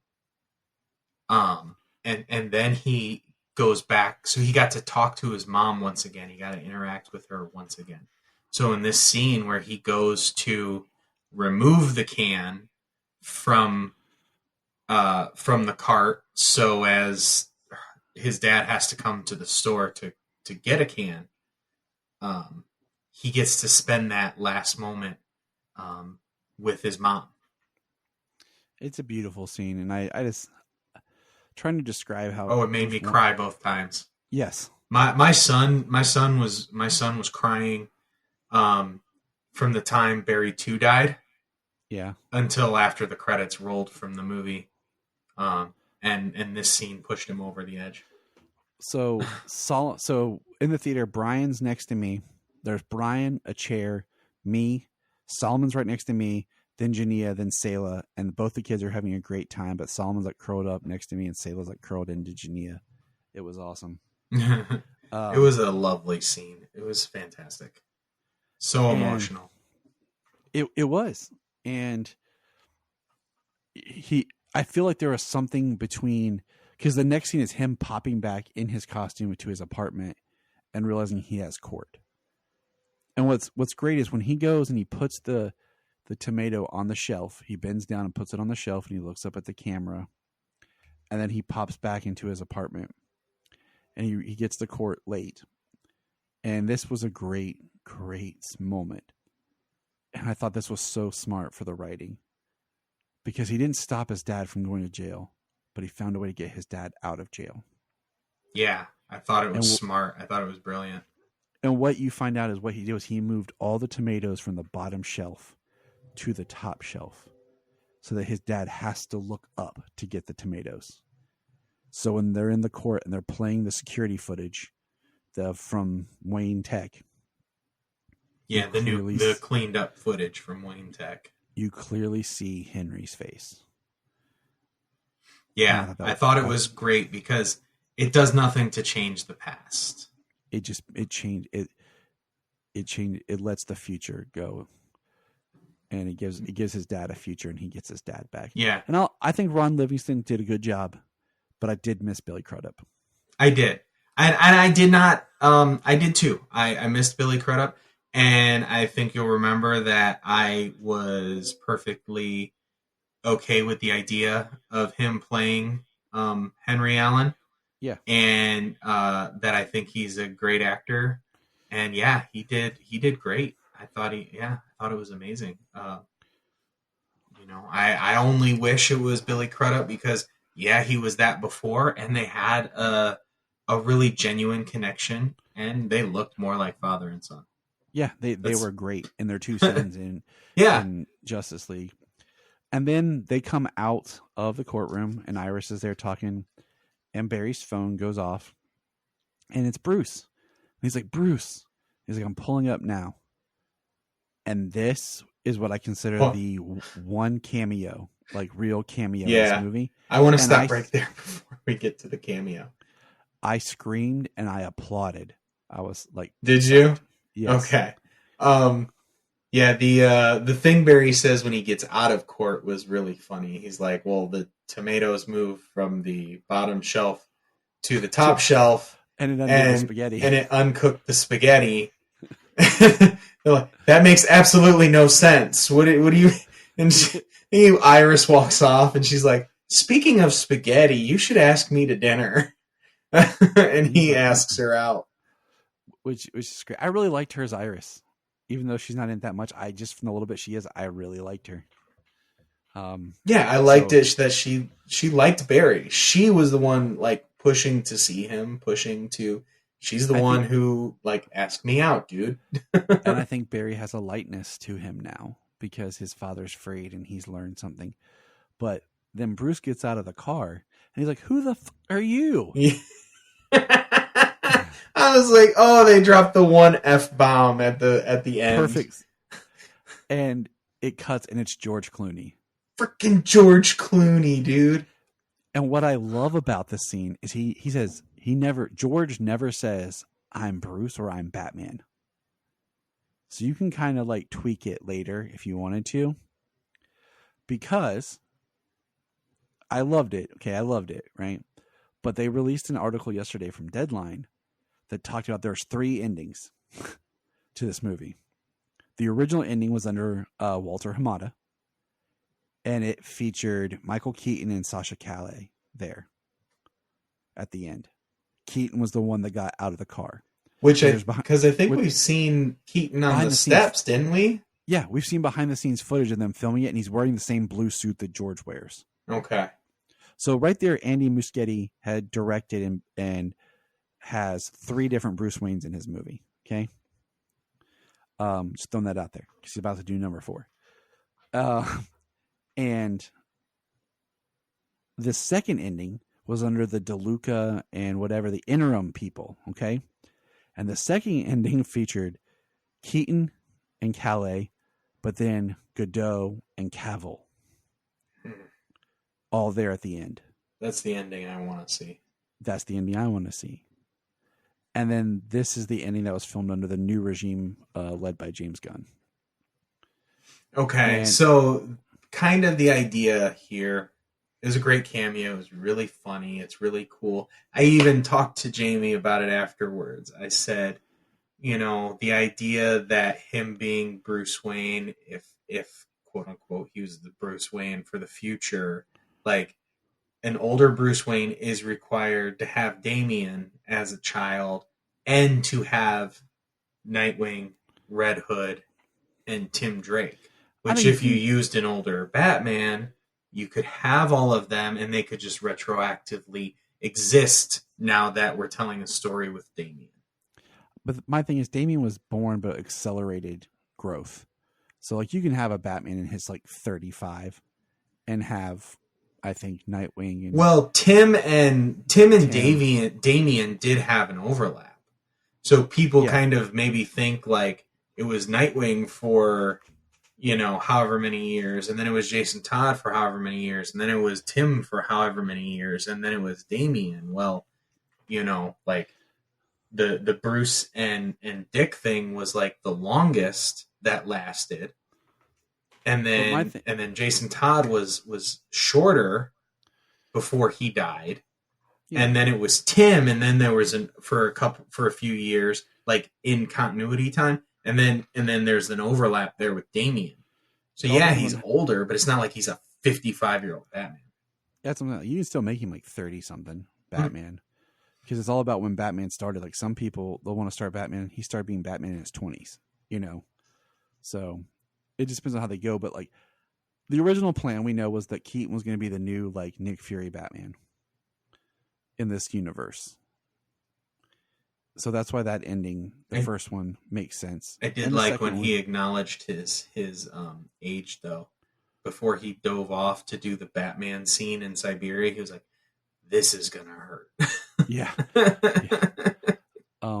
So I don't think that they're saying that George Clooney is Batman going forward. I don't think so either. But that's why I think it's great he doesn't say like I'm Batman or I'm Bruce. It's just kind of a fun cameo. But the more important scene is technically the post-credit scene. And I really think it should have been the mid-credit scene. Yeah, it definitely should have. And it should have played it more straight instead of drunk Aquaman.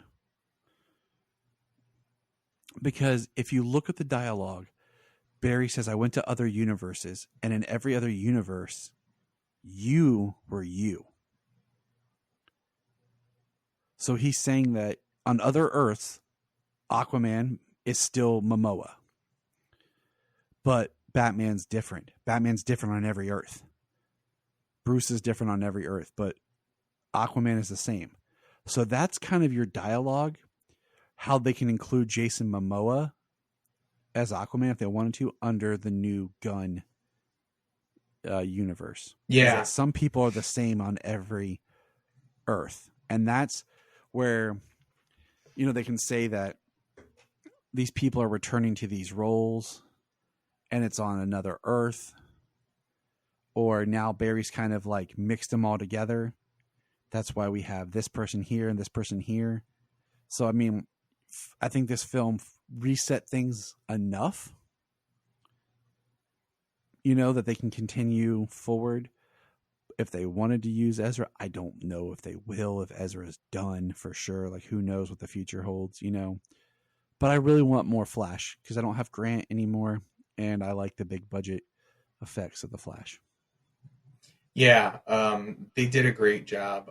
You know how I said that Justice League Flashpoint Paradox has one of my favorite animated animations of how Flash runs.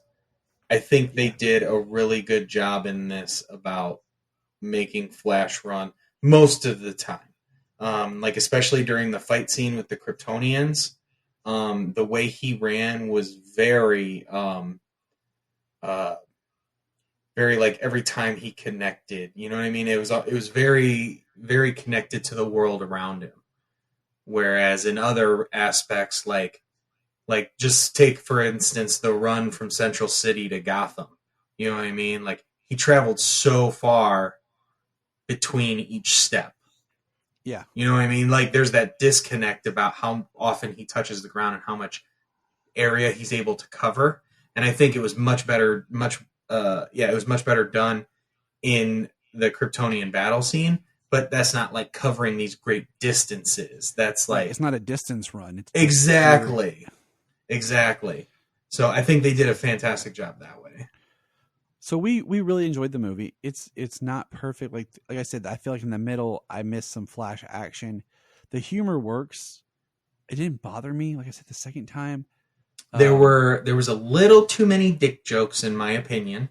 I agree with that. I could have got rid of Gary, and I could have got a little bit more of the dolphin laugh from Barry too, a couple times. Yeah, like one time was okay, but he overdid it. Right. Well, the way that he was like, so the way I felt about the movie, like with the humor and stuff, is when they really pushed it, when it started really getting like a lot, you know, and it was definitely that apartment scene was one of them for sure. Is actually maybe the more egregious one. Yeah. Is over and over and over again. They're all just like throwing out these lines, these quips. It's just like, it's like overload. Everything's going on. They're trying to be funny and this and that. And just when I thought like those things were getting like it was going to be too much, I was like, oh, God, like what is up? Like stop this. They did, you know what I mean? Like it was stopped and it was brought back around to something serious, you know? And I think we've covered everything for the most part. We've enjoyed it. I know that we really did go beat by beat. I know. This time we don't do that all the time. I liked it. And it'll be fun to, you know, here in a month or two, follow up and do a commentary and really like talk about it more. I feel like we're going to have to defend ourselves against this because people just hate on DC. But you know what? I enjoyed it. it's the Flash, and it's true to character, and Ezra did a very good job, and he's a very very talented actor. And I wish that he wasn't. I wish they weren't. Where were they? Jesus, sorry. In the state with legal issues and mental health, so that. Well, you know what? That is one of the things that they need to, I think, address with all of these,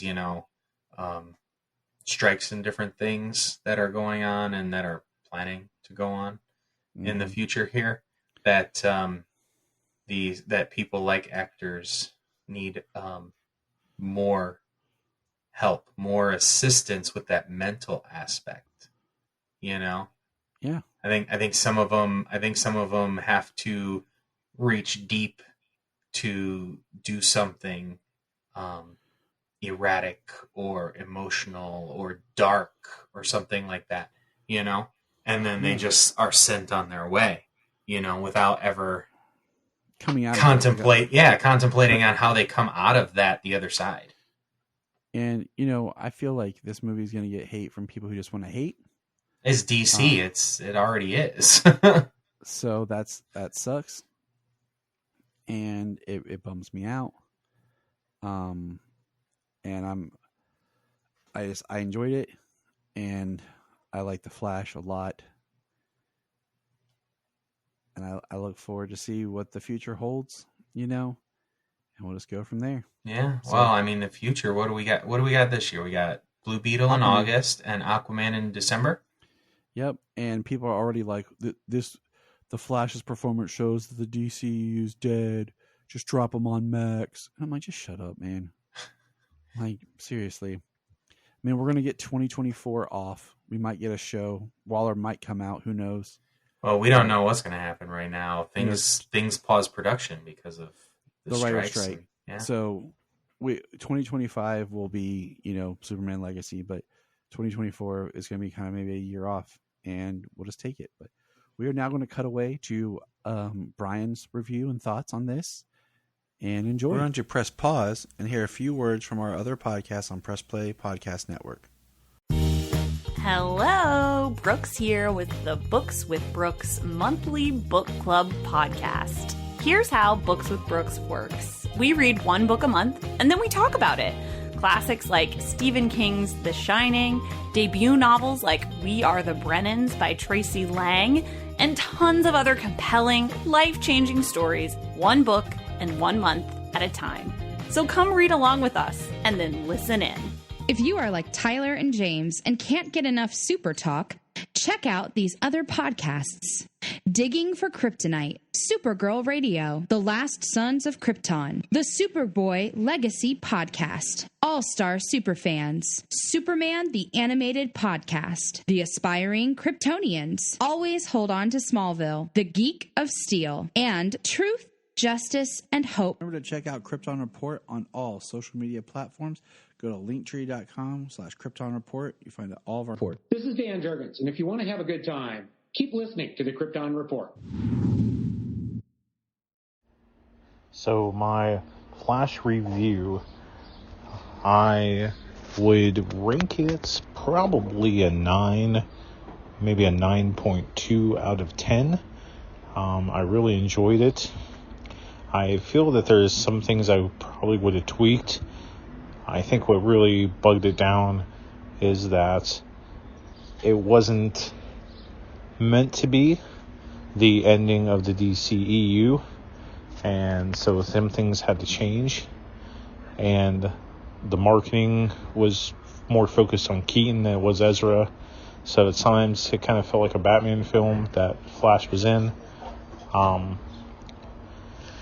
I think overall it was pretty dang good, and I rank it pretty high because it just had a lot of heart, and some of the visuals that they had for the Flash running were just absolutely awesome.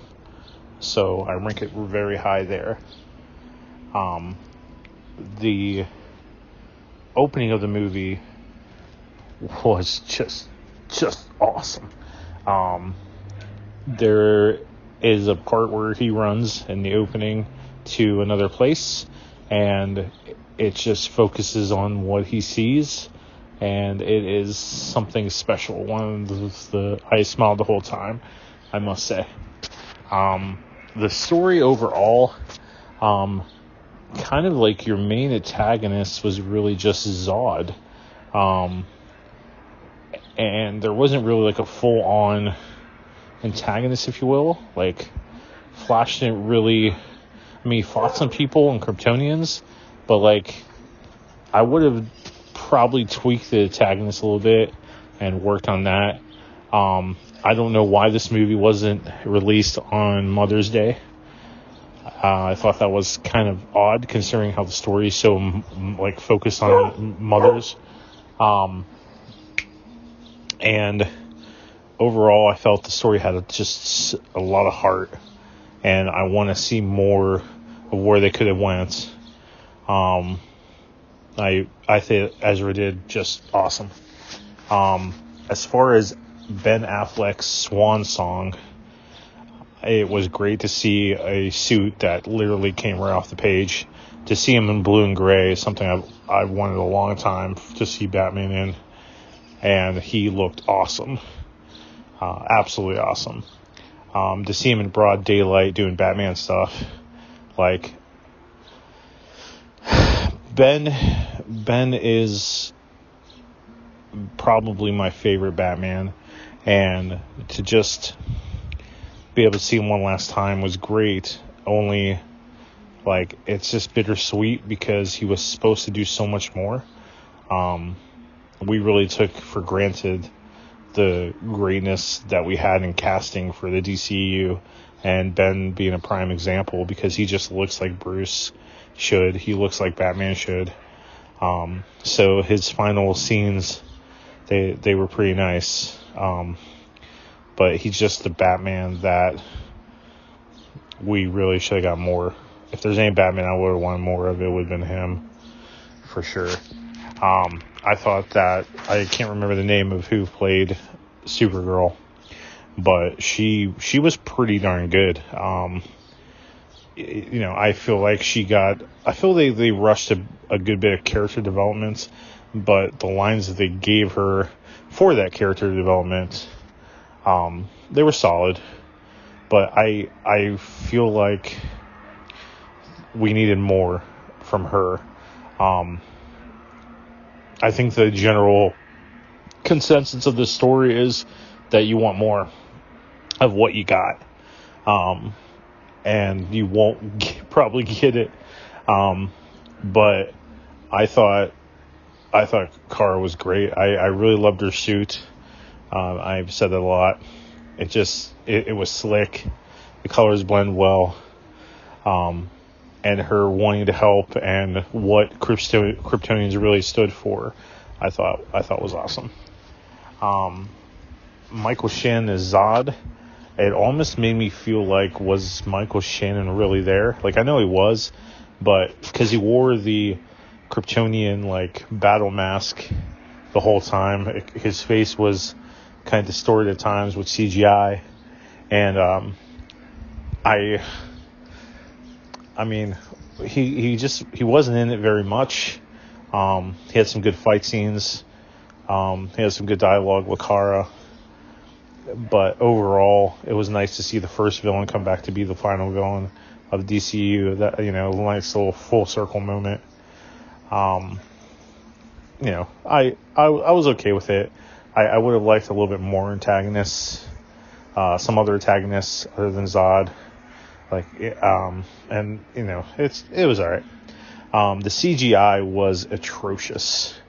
It was cringe. There was a scene with kids, and I don't want to spoil anything, but it was cringe. It was like nightmare fuel. But the reason it was so much like that is because we're seeing things in Barry's perspective. What Andy did very well as a director is letting us see the perspective of the Flash, how things are blurred, how things are slowed down, I thought he did an awesome job for that. So when he takes over Batman in a few years or whatnot, whenever they start doing that, I think he's going to do an amazing job, because he's a very good director to be able to you see things in the perspective of the main character. As far as cameos, we got a CGI. Mostly it was just a CGI fest of cameos, and we got. Well, I don't want to spoil anything, but we got one big, definite surprise cameo that I didn't really see coming, but I'm really glad we did. And it was just kind of like it was almost like a FU to John Peters, and if you don't know who that is, look him up. The cameos were nice, but I would have liked a little bit more. And I really am curious for the 4K version of this, see the extended cuts of things and deleted scenes, because there has to be a lot. There has to be. I'm very curious about that, of what was left out. The cameo at the very end of the movie, before the credits rolled, that was probably the biggest surprise. That's all I'm going to say. And the post-credit scene, there was only one of them. It was okay. It didn't really set up anything new. It was just kind of like just there for laughs. That kind of was disappointing. I would have liked something to set up some more things or answer some questions. Like, so that's what it is. As far as the ending, I wonder if we got the answer for who the new Batman is. That's all I'm going to say. It made up a lot of questions. I really loved how Ezra or Barry was able to change a little bit of his past. Maybe he couldn't stop his mom from dying, but he was able to change something in the past that benefits, two people. I really like that. I like that writing. That writing was very smart. And I do wonder what it's going to mean. I do wonder what other things are going to mean for the future in terms of the multiverse and characters coming in. Overall, I thought it was a very decent movie. I want to see more of the Flash. Ezra did a great job, but Ezra has some issues he has to work out, so I don't know how that's going to tie in. I really just want Wally West. That's really who I want more than anybody. So so that's my notes. That's my review. Look up in the sky. We just want to say, if you've enjoyed this podcast, please check out other podcasts on the Press Play Podcast Network.